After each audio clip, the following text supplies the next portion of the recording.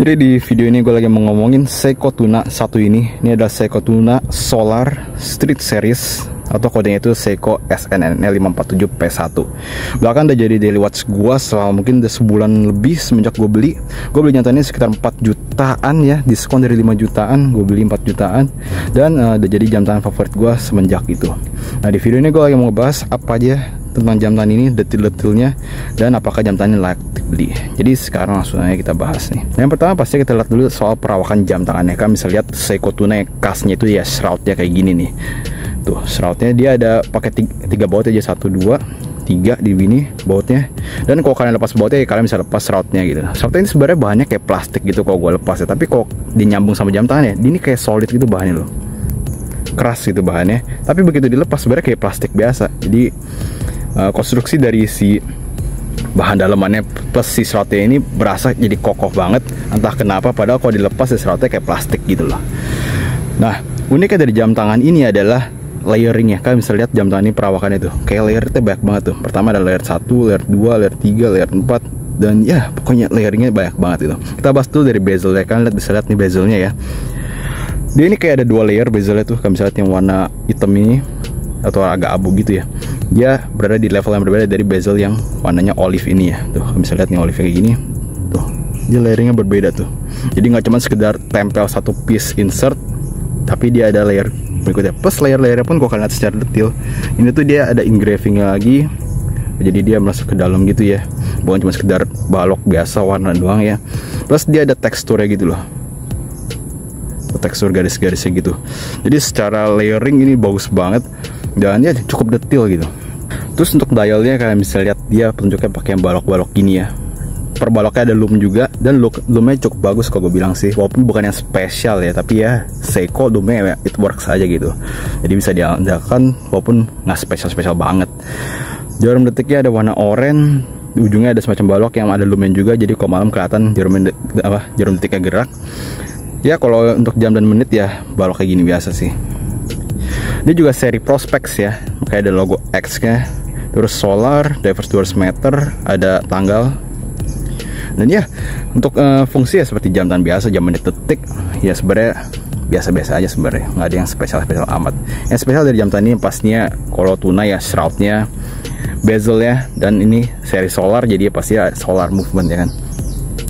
Nah untuk bezelnya sekarang kita bahas dulu. Dia 120 klik ya, unidireksional tuh. Dia ini berbeda kliknya dengan bezel-bezel diver biasa yang biasanya gue pakai gitu. Kalau bezel biasa suara crispy banget gitu, jadi kretek. Kalau ini dia lebih smooth, lebih mulus banget, tapi tetap ada kliknya, hampir kayak bezelnya si Casio MRW 200 High yang pakai friction bezel, tapi ini ada kliknya gitu. Jadi mulus banget ya, nggak berisik, lembut, dan untuk dimainin kadangnya itu enak banget gitu. Pertama kali gue puter itu rasanya mulus banget, kayak buttery smooth gitu loh. Terus untuk crownnya dia di screw down gini, jadi kalian harus puter baru kalian bisa buka. Ini gue agak keras, kemarin gue bisa buka. Nah dan ya dia ke pop gini nih tuh, ada accent warna oranye gitu, cakep banget. Gue suka perpaduan warna oranye dicampur sama warna olive kayak gini ya. Kayak apa ya, kayak tone-nya itu kalem, tapi warna oranye itu bikin dia energetic gitu loh. Terus apa lagi yang harus kita bahas? Nah ini nih di bagian sini, di bagian bow bezel sini, dia juga ada oranye gini ya, ngikutin warna ini apa yang di crown sama warna jarumnya. Nah, jadi ya lagi-lagi warna layering itu bagus banget kalau gue bilang di jam tangan ini. Nah jam tangan ini untuk strapnya itu lembut banget, bener-bener ini strap mungkin salah satu strap material terbaik yang pernah gue pegang. Dia nggak terlalu lembek gitu ya, tapi dia lembut gitu loh. Terus ada logo pastinya, biasanya ini buat diveran ya, Seiko tuh. Lembut banget, ukurannya 22 tuh. Lembut banget, enak banget untuk dipakai gitu. Nah untuk case backnya dia kayak gini, ini ada agak baret karena gue udah coba buka tuh. Case backnya polis Seiko diverse 11 meter, dia juga yang diputar gitu ya. Ya water resistant 200 meter, prospek sih ya pasti tangguh ini jam tangan. Dan ya sebenarnya apa lagi yang harus dibahas? Oh ya, lak-tulak dia pun juga cukup pendek kok kalian lihat ya, cukup pendek. Dan per lak-tulaknya ini, per laknya ini dia di drill, jadi kan tinggal tancap aja dan kalian bisa lepas si strapnya, segampang itu. Lak width dia juga 22 mm, pasti gampang buat ganti strap. Plus kalau kalian lihat ya, lak dia itu langsung nurun gini loh, jadi dari jamnya dia langsung nurun, dan dia lebih curam, lebih turun dibandingin si cashback ya. Nah jadi rasanya apa kalau di tangan? Kalau di tangan itu kalian nggak berasa cashback itu neken tangan kalian, dan itu nyaman banget pastinya. Jadi ya jam tangannya sit flat aja di tangan kalian tanpa ada rasa ngeganjel gitu loh. Plus kalau kalian pakai NATO ya jadi nggak gitu berasa tebel-tebel banget gitu. Jadi NATO langsung di bawahnya nggak ada lekukan dari si cashbacknya gitu loh. Itu yang bagus dari jam tangan ini.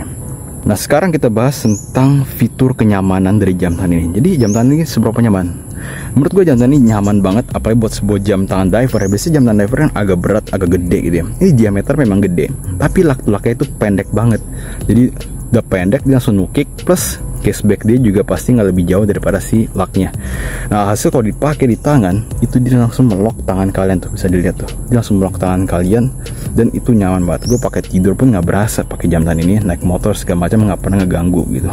Nah walaupun gue suka banget sama jam tangan ini, begitu gue beli sebenarnya gue nggak nemu kekurangan dari jam tangan ini. Tapi begitu gue pulang besok-besokannya, begitu gue pakai di bawah matahari, ternyata di jam tangan gue ini dia ada semacam kotoran itu loh di dalamnya. Tuh mungkin kalian kelihatan ya, semacam kotoran ini, bukan kotoran ini, coba gue lap dulu. Tuh jadi dalamnya ada kotoran, mungkin bukan yang di sisi-sisi sebentar, bukan di sisi-sisi sini ya, tapi di sisi sini nih kalian bisa lihat, mungkin kelihatan ya. Kadang kelihatan, kadang enggak tuh. Mungkin agak kelihatan tuh kayak semacam kotoran gitu ya. Bukan ini baret karena gue sendiri. Dan gue baru nyadar besok-besokannya di mana boxnya udah gue buang kayaknya, udah gue taruh di mana lupa, stoknya udah hilang lagi. Jadi ya gue nggak bisa ngajuin komplain juga.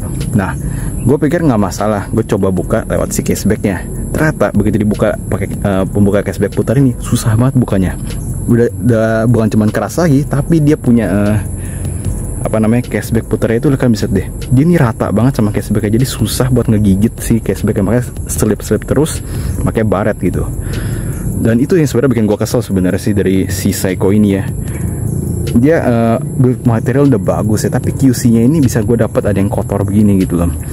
Memang ada beberapa orang juga komplain katanya Seiko itu build quality-nya bagus ya, tapi kayak QC kecil gini itu kadang berapa orang dapat juga sama kayak gua gitu. Misalnya ada yang dapat chaptering yang nggak align sama si jamnya, nggak align sama si bezel dan segala macamnya gitu. Jadi ya sayang banget sebenarnya, build quality udah bagus jam tangannya ya, tapi QC-nya kurang gitu. Walaupun tebak-tebakan sih nggak sama Seiko begitu. Gue berapa kali bisa Seiko aman-aman aja, baru kali ini doang gitu.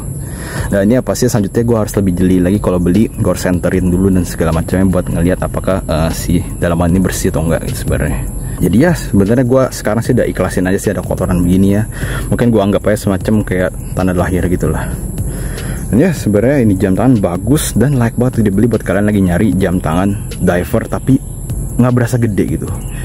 Nah tangan gue juga sebenarnya bukan tangan yang gede ya, sekitar 17-18 cm lingkarannya. Kita coba ya pakai ini tangan gue nih. Nah ini tampaknya kalau di tangan gue yang lingkaran 17-18 cm kan bisa lihat ya. Laknya itu di duduknya itu nggak sampai melebihi dari tangan ujung gua tuh, bisa dilihat tuh ya. Bahkan strapnya ngelingkarin. Jadi begitu dipakai tuh nyaman banget tuh, bisa dilihat tuh. Nyaman banget begitu dipakai.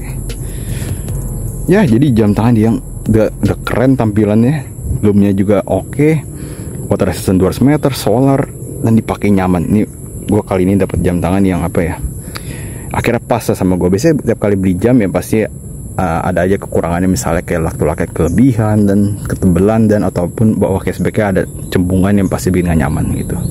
Tapi untuk jam tangan ini nyaman. Dan apakah layak untuk dibeli? Menurut gue ini jam tangan layak untuk dibeli. Dia juga kayak ada beberapa macam varian tuna lainnya ya. Gue sebenarnya juga pengen, tapi ya gue coba pakai ini dulu. Ini juga menjadi jam tangan Seiko Prospex tuna pertama gue. Jadi Seiko Prospex pertama gue dan Seiko tuna pertama gue. Dan ya gue puas beli jam tangan ini. Dan ya jadilah pembahasan gue untuk si Seiko Tuna SNNE 547P1 ini. Kita bertemu lagi di video yang lainnya nih.